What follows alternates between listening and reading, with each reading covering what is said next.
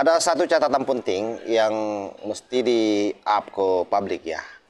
Bagaimana kelihayan mereka di dalam mengumpulkan pundi-pundi keuangan dengan menyebut atau menjual nama Rasulullah Shallallahu Alaihi Wasallam dengan dalih pembangunan pondok pesantren. Dan yang paling lihai memainkan hal-hal seperti ini, membangun emosi rakyat agar rakyat kemudian berani mengeluarkan uangnya, adalah Bahar Smaiq. Dan ini bukan cerita kosong, kita akan tampilkan faktanya. Bagaimana Bahar Smaiq dengan lihai memainkan kata-katanya, sehingga kemudian masyarakat tidak sadar mengeluarkan uang dari dalam dompetnya. Makanya kalau mau ngasih buat akhirat tuh yang banyak. Ente beli baju harga 200.000, buat pesantren ngasih 10.000. Ibu-ibu beli make up 600.000, ngasih buat pesantren 5.000. Keluarkan yang banyak. Hari ini kalian keluarkan 1 juta, besok 10 juta. Meneruskan yang tadi saya bisikkan sama saudara saya Habib Hanif. Ini tanah saya minjem buat acara. Karena kalau dalam pondok gak bakal muat. Ini tanah dijual 450 juta semua. Ada 1.300 meter. Saya tawar 400 juta. Tawar belum ada duitnya. Maksudnya masih nawar dulu 400. Nanti kumpul pelan-pelan. Makanya kalau ada bapak, ibu-ibu di sini yang mau nambah-nambahin, di sini nih, di sini hadir 400 orang atau lebih 1.000 orang. Satu orang 400.000 aja. Besok udah saya bayar nih tanah. Mau ngasih berapa?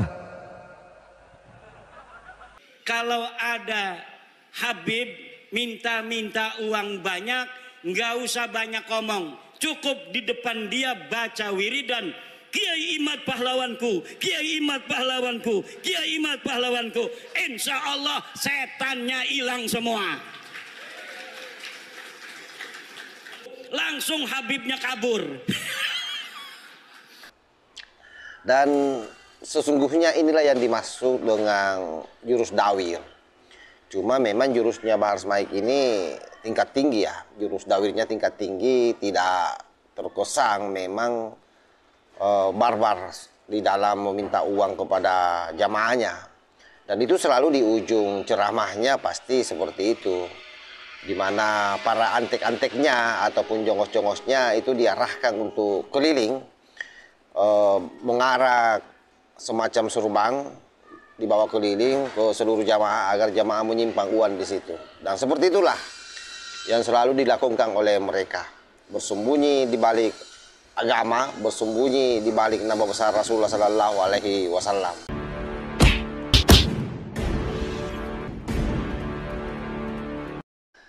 Assalamualaikum warahmatullahi wabarakatuh. Om Swastiastu, Namo Buddhaya, salam kebajikan. Video kali ini menurut saya ini adalah video yang paling menyakitkan ya buat Bahar Smaiq Ces. Kita tahu bahwa Bahar Smaiq ini selalu keluar-keluar di media sosial bahwa kalau ada bukti katanya siapa orang-orang atau para habib yang melakukan dawir maka dia akan menggebuk secara langsung, karena memang katanya tugasnya dia tukang gebuk di Rabita Alawiyah.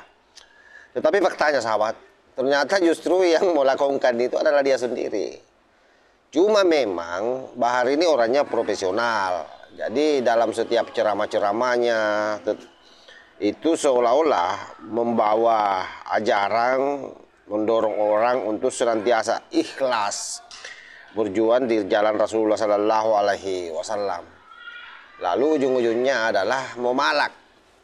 Ya istilahnya kalau hari ini sahabat-sahabat kita menyebutnya mendawir.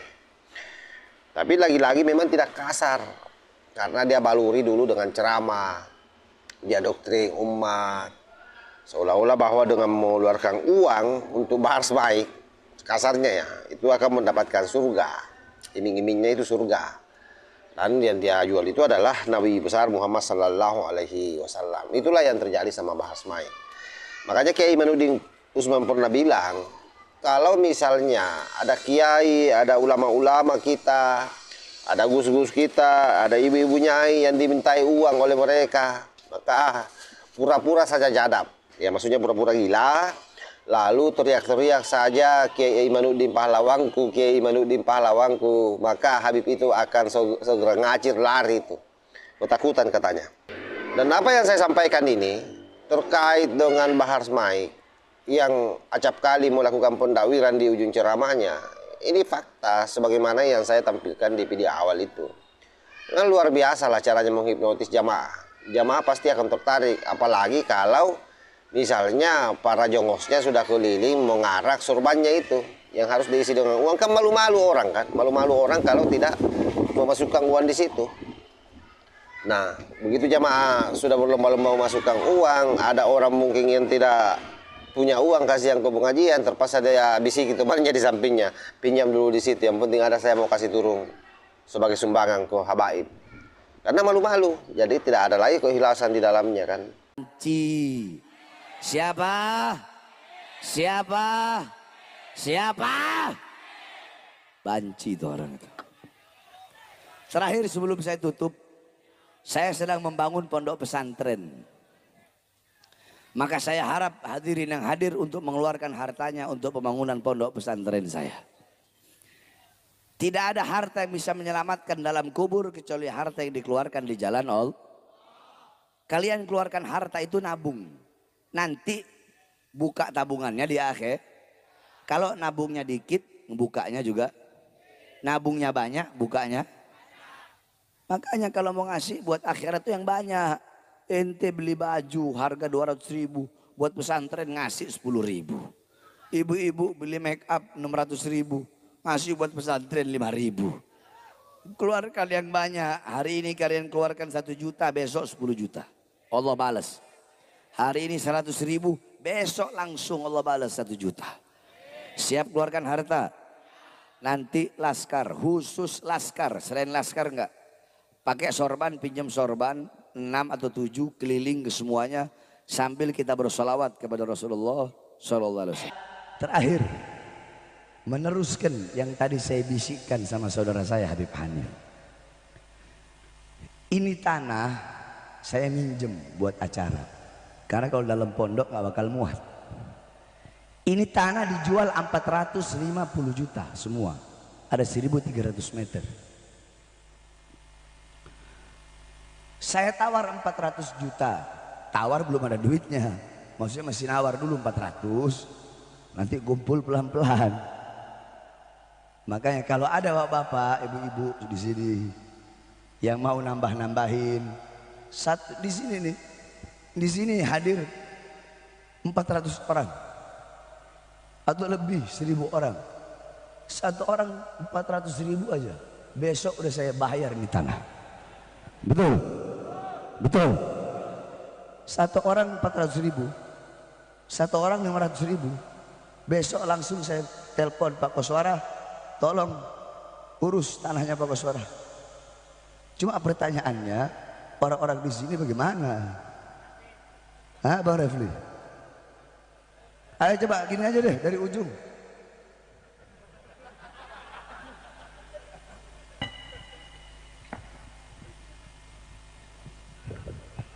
Bukan lelang, lagi megang kitab. Mau ngasih berapa? Mau ngasih berapa? 100.000. Satu orang berdiri kumpulin. Satu orang. Tapi kiai ini sudah dengar ada di Banten namanya Imaduddin Usman sudah meneliti bahwa para habib-habib yang ada di Indonesia yang ngaku cucu Nabi ini ternyata bukan keturunan Nabi. Saya yang meneliti itu. Bahwa Habibku ada Habib Rizik Sihab, Habib Bahar Smith, Habib Topik Segap, Habib Lutfi Yahya. Itu semua namanya keluarga Baklawi. Keluarga siapa? Saya sudah teliti seteliti-telitinya berdasarkan kitab-kitab nasab, kitab-kitab sejarah. hasil tes DNA bahwa mereka dengan pasti mustahil sebagai keturunan baginda Nabi besar Muhammad sallallahu alaihi wasallam. Tidak terima, silahkan undang saya untuk berdebat. Kalau tidak terima, mana ente punya dalil? Kalau tidak terima, mana hasil tes DNA ente? Saya sudah tahu hasil tes DNA dari Habib-Habib ini, 180 orang di Yaman sudah tes DNA dan hasilnya haplogrupnya G. Sedangkan keturunan Nabi Muhammad semuanya di Arab Saudi, di Yordan, di Maroko, haplogrupnya J1.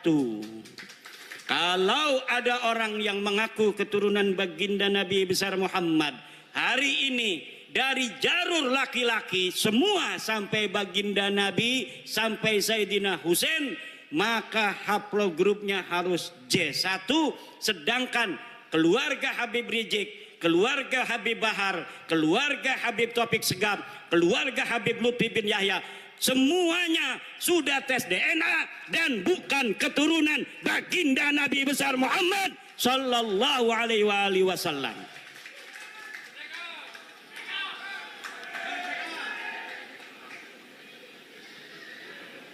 Itu ceritanya.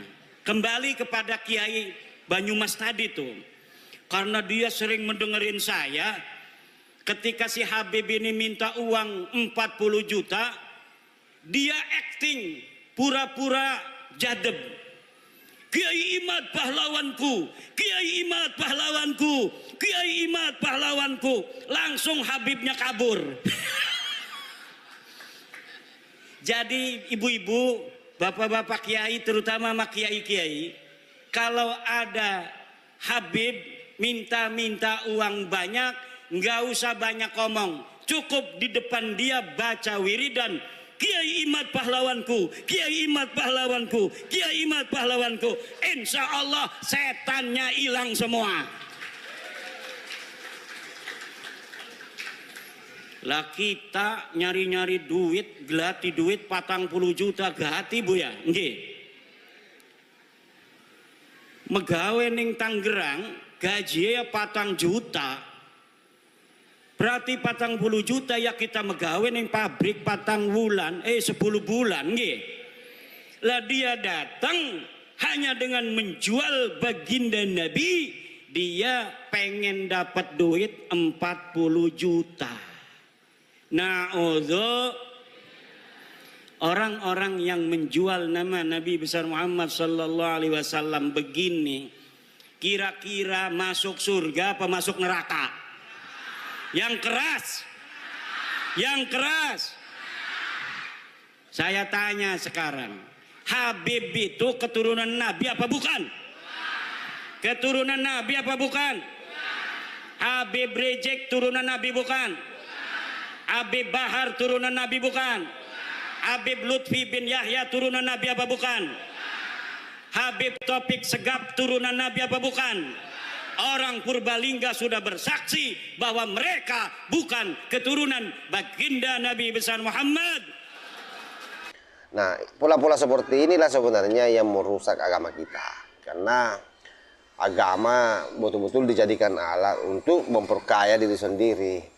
Tuh, kalau asumsinya membangun pesantren, coba tirulah cara-cara orang NU yang betul-betul NU ya, NU sejati membangun pesantren. Mereka mana ada yang mendawir-dawir, meminta-minta uang. Makanya kalau orang NU membangun pesantren itu pasti memulainya dari yang kecil-kecil. Pengajian-pengajian dulu. Ya sederhana, semampunya. Tidak pernah memalak-malak. Apalagi memanfaatkan jamaah. Nah, seperti itulah yang pernah dicontohkan oleh Kiai Hasyim Asy'ari. Malah dalam sejarahnya Kiai Hasyim Asy'ari ketika pertama kali membangun pesantren, untuk menghidupi saja santrinya itu beliau langsung itu terjun kerja sawah menanam padi untuk memberikan makan para santrinya. Seperti itulah gambaran sebenarnya. Makanya kalau ada orang-orang NU yang mengaku NU ya hari ini, yang mengaku Ahlussunnah wal Jamaah membangun pesantren tapi mau malak kerjanya dengan asumsi bahwa ini untuk pembangunan pesantren, untuk perjuangan di jalan Rasulullah Sallallahu Alaihi Wasallam, maka pastikan orang-orang seperti itu bukanlah orang NU, bukan itu. Pasti itu hanya tempelan ke-NU-annya. Kalau masih ngarap-ngarap pada jamaah atau kepada para orang tua santri untuk bagaimana membesarkan pesantrennya. Karena kalau itu yang dilakukan, maka semua orang bisa membangun pesantren. Kalau hanya mengandalkan orang lain ngumpul-ngumpul duit, lalu kita yang kelola membangun pesantren, semua bisa. Jadi jangan menjadikan pesantren ini sebagai lapangan pekerjaan. Karena itu kalian pasti mungkin tidak pernah berpikir ya, betapa semua hal itu dicatat oleh malaikat. Dan nanti di akhirat kalian akan bertanggungjawabkan. Ini luar biasa ini pendawiran-pendawiran kalian. Dan saya yakin dengan adanya tesis Kemaluddin Usman Al-Bantan ini, ke depan akan semakin banyak masyarakat yang sadar akan tipuan dan kibulan kalian atas nama Rasulullah Sallallahu Alaihi Wasallam. Oke, saya kira demikian sahabat ya. Mudah-mudahan video pendek ini memberikan makna bagi kita semua. Saya berharap para mukibing yang akut dengan selalu menonton video-video edukasi, sekalipun mungkin cara penyampaian saya tidak bagus, tetapi yang paling penting adalah nilai edukasinya sahabat. Bahwa kita berani melawan yang namanya tirani, melawan pembodohan yang selama ini sudah berjalan ratusan tahun, sehingga kemudian menghadirkan banyak mukibing yang akut. Dan karena ini sudah sangat akut, maka kita pun tidak boleh lelah memberikan informasi yang sifatnya edukatif kepada mereka, bahwa berhentilah kalian memuja-muja mereka, karena mereka adalah orang yang hanya ngaku-ngaku sebagai cucu Rasulullah. Pada prinsipnya mereka ini hanya pengungsi yang datang dari Yaman cari hidup di Indonesia ini. Dan itu clear dalam sejarah. Mereka dibawa oleh Belanda ke Indonesia, jadi pekerja Belanda waktu itu pada saat nenek moyang kita dijajah. Oleh karena itu bisa diasumsikan bahwa mereka adalah bagian daripada penjajah yang sesungguhnya. Demikian sahabat. Wallahul muwaffiq ila aqwamit thoriq. Wassalamualaikum warahmatullahi wabarakatuh.